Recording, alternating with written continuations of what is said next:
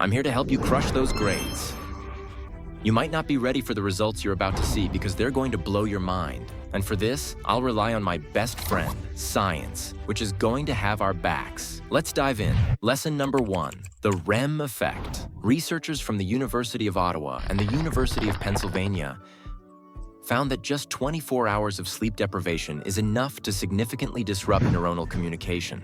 For this study, 56 healthy adults were literally kept awake for an entire night.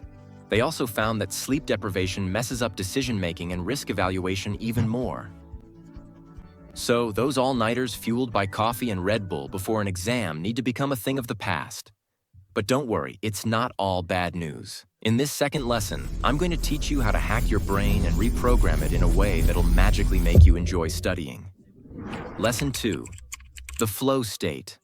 And no, I'm not talking about Bad Bunny's flow. It's the flow described by Mihaly Csikszentmihalyi. Yeah, I know, it's a mouthful. This guy was a super famous psychologist and head of the psychology department at the University of Chicago. After years of research, he wrote a book called Flow, The Psychology of Optimal Experience. In his book, he explains that there's a mental state of peak focus and efficiency, which he calls flow. The fun part? He also claims that this state of maximum concentration and efficiency is also a state of ultimate happiness. If you've ever felt completely absorbed in a task for hours, losing track of time and being fully immersed in what you're doing, then you've probably experienced flow.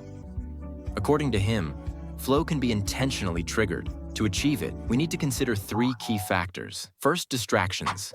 Anything that pulls your attention away from the task at hand. For example, that rectangular device that's practically an extension of your arm. Second, flow tendency. This psychologist studied brain waves and discovered that your brain is most likely to enter flow right after waking up. But if you have to rush off to class as soon as you wake up, what can you do? No worries, it's not a deal breaker. Now let's talk about the flow boosters. Our favorite psychologist discovered that there are 3 key elements that enhance the flow state. First, a clear goal. Second, a balance between challenge and skill. And third, immediate feedback. Surfing, for instance, is a sport that puts you in a state of flow. You're facing a wave that's ready to crash over you, and you have to ride the wave. At the same time, there's a balance between challenge and skill if the wave isn't too big or too small. Plus, there's instant feedback. The wave's force pushes you, and you adjust your stance in real time based on the slope of the wave and other factors. This happens in countless other sports and activities like music, painting, and the arts in general.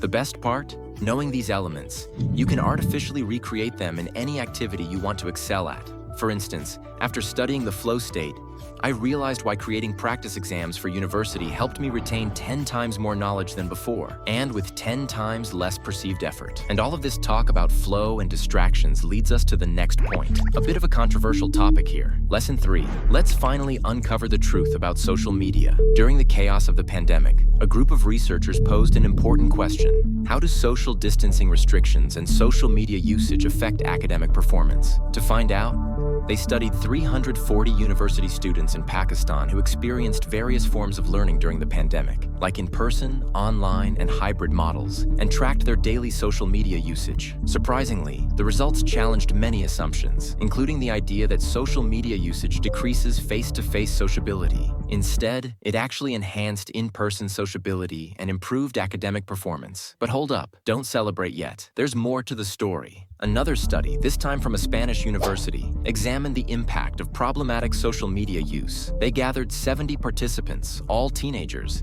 and gave them a questionnaire to determine how many hours a day they spent on Instagram and TikTok. They also analyzed parental supervision, the timing of social media access, and school grades. By the end of the study, they found a direct correlation between social media usage and grades. In other words, more hours spent on social media equated to more failing grades. So, to answer the big question, are social media platforms good or bad?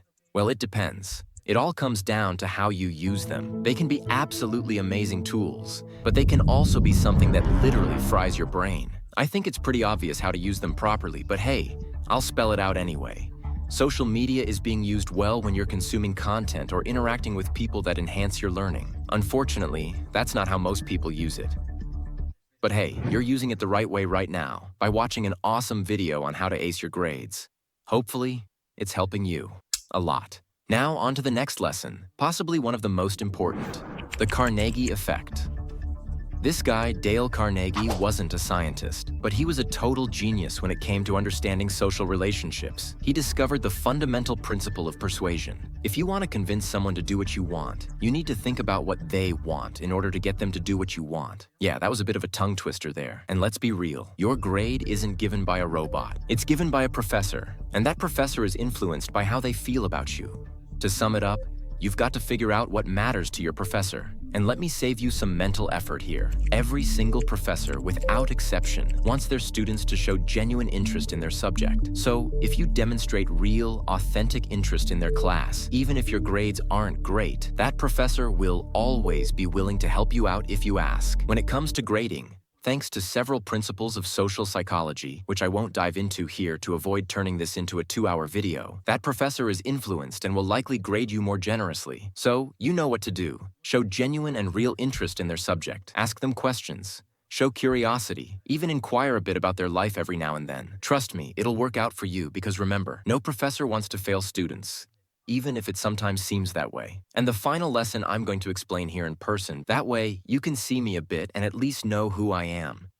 There's a book called Thinking Fast and Slow, which apparently won the Nobel Prize in economics, despite being a psychology book written by a psychologist, a very unusual thing. That book explains the brain in terms of 2 systems, System 1 and System 2. System 1 is unconscious, meaning you're not aware of it, yet it constantly analyzes 8 billion parameters. It's monitoring your heart rate, blood pressure, all the stimuli coming to all your senses, absolutely everything. And System 2 is a conscious system. Well, let's focus on System 1 because it's the one responsible for you not getting good grades.